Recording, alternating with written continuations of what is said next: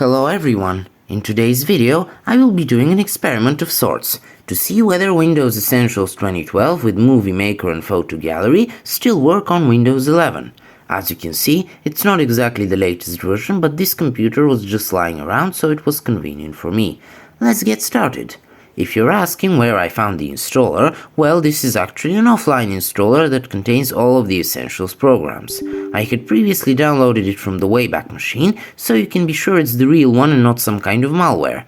And immediately it complains that it requires .NET 3.5, which is ancient at this point but still available and compatible, which is a good sign.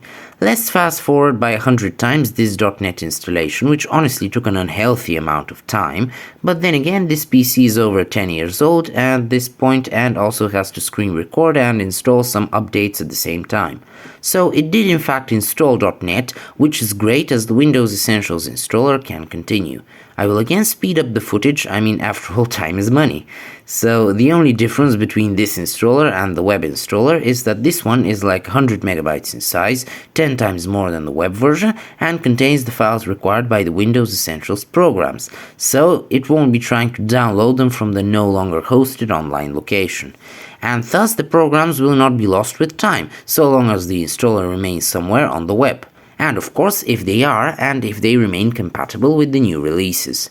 The good news is that Windows is very well designed in this regard and is capable of running software from decades ago, even from last century in some cases. Alright, let's close out of that, and it appears that the installation was in fact successful.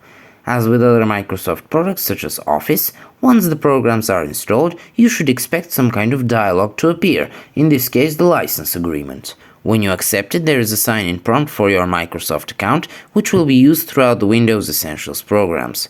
I'll unfortunately have to pass as this is not my main PC, and I might play with it in a way which would put my personal data at risk, even though I really wanted to try and see if the login still works.